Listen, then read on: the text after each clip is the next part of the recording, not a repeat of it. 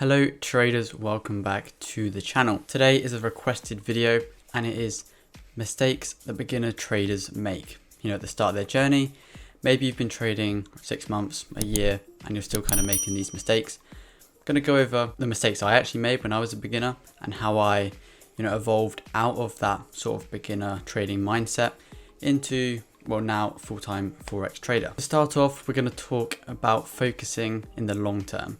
Forex trading is a long-term game. You don't really want to be focusing on that week's profit or that month's profit and kind of risking too much, which will affect your yearly profit. I'm going to focus on, long-term growth and consistency.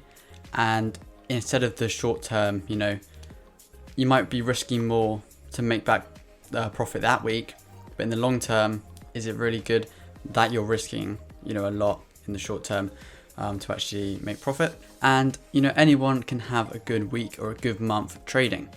So you often see people compare their good weeks to yours.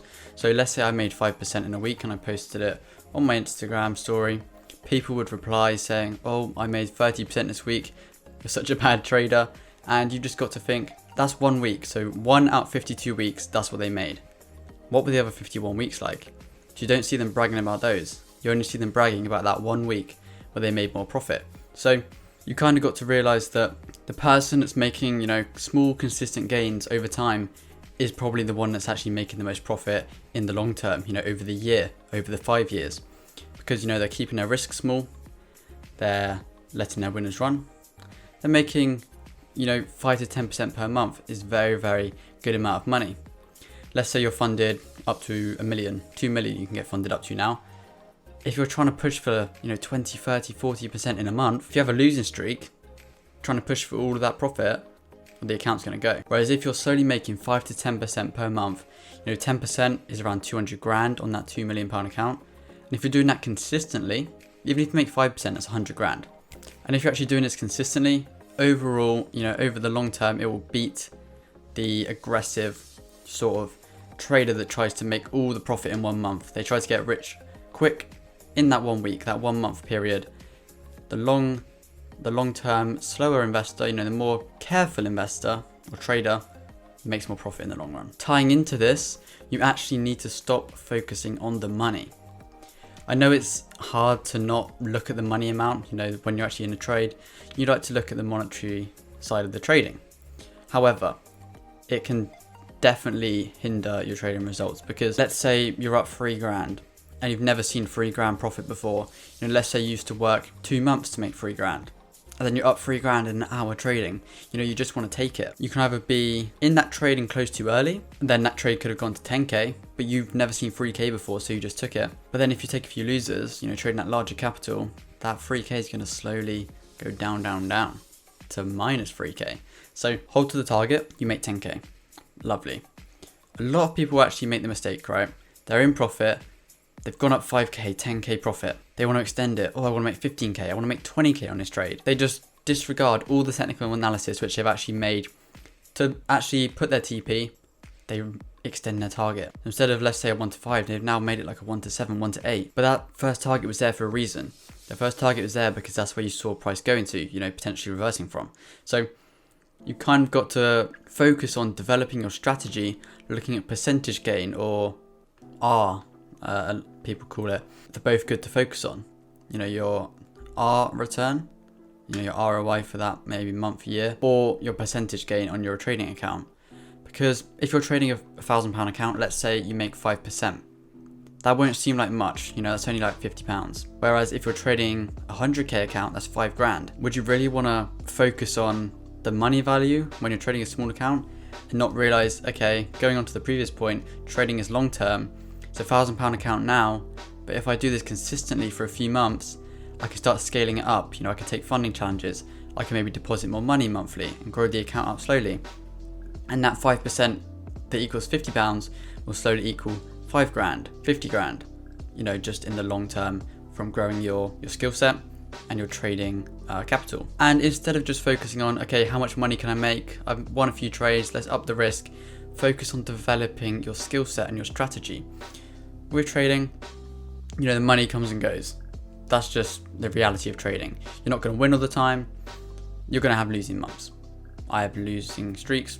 You know, it is what it is. It's part of trading. If you're not constantly trying to improve your backtesting, not constantly trying to improve your psychology, then you're just going to plateau or even get worse, because you'll think, okay, I'm not getting any better. I want to be making more money. You start over risking, or you start taking more trades than your strategy outlines you should take. This is bad in the long run. From your back testing, your forward testing, your live testing, because to develop your psychology, you need to be trading live. There's no point trading demos because you don't want to risk the money.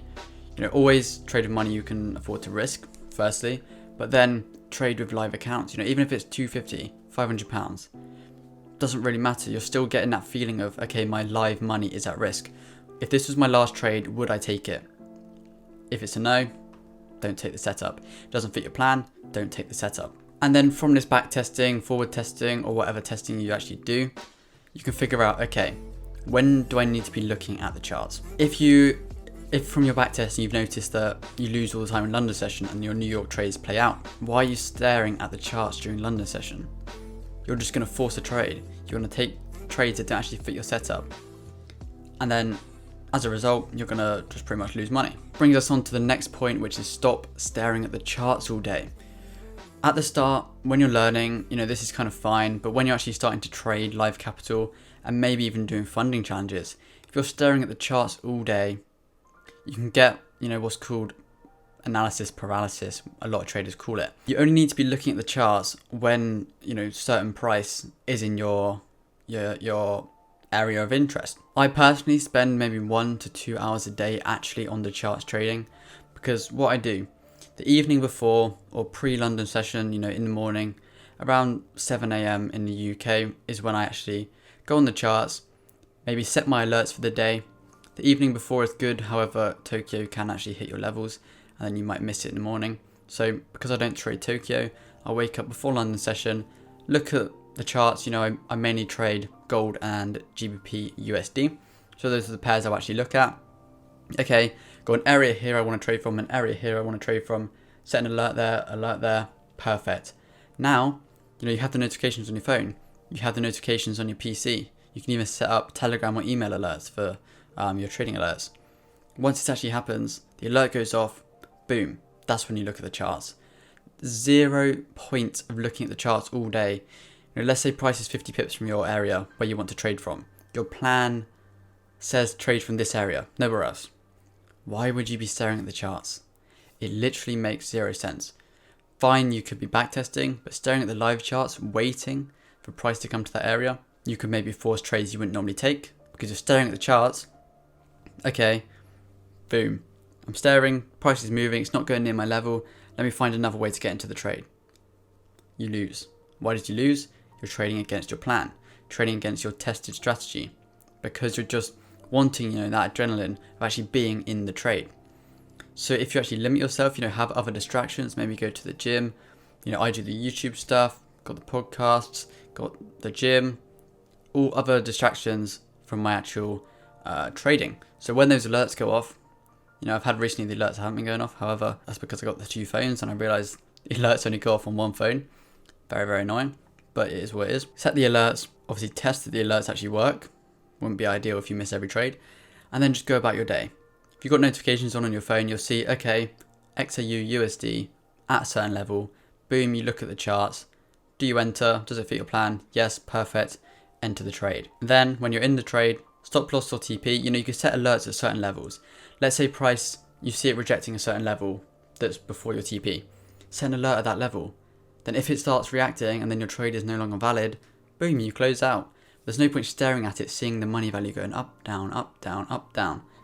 0 point in doing that. And also, you know, it kind of ties in with the looking at the monetary value going up and down, is you don't want to be trading under a lot of stress. People make the mistake, you know, they've been trading, they make a profit a couple of months on their live account, maybe they passed a funding challenge, they quit their job. Instantly a big mistake. If you don't have, let's say 6 months, 12 months of your salary saved up, you know, as in an emergency fund, you shouldn't be quitting your job. Let's say your trading income doesn't at least double your salary, shouldn't be quitting your job. You might think you're ready, but you're probably not. When you actually quit and then you have to make that trading money to pay your bills, maybe to support your family, to even buy food, pay your rent, you're going to be under so much stress. You're going to be thinking, okay, I haven't found a trade yet. I've got to trade to make profit this month or this week to pay the bills. Or where am I going to live? When you're trading under this stress, you can take trades you wouldn't normally take, over risk to make the profit required to actually pay the bills. And it just forces you to just trade out of your normal strategy, out of your normal, way of trading. That's why I'd suggest people don't quit their job unless they're making at least double their salary. They have that emergency fund saved up, for those losing months. You're going to lose in trading. People don't say it. People show the lifestyle. You're going to lose. If you have maybe other sources of income, you have investments that are paying you as well, passively, perfect. It kind of takes the stress off of your trading. You don't have to make that certain amount because okay, this is going to cover it. That's when okay, I can focus on the trading. I can focus on taking the highest probability setups, not having to force the trades. And then that's when you can find that profitability. You can start scaling your accounts up, maybe take more challenges for the funding, and then boom. Once you do that, a couple of months trading will cover your yearly expenses. And that's like the main goal. 1% of the account is your yearly salary, your usual yearly salary, not your new one, because your new one from trading is going to be crazy. But you know what I mean. If you guys did enjoy and you guys made any of these mistakes in your trading, leave it down below. I want to see where you guys are at in your trading journey. Without further ado, catch you guys next time.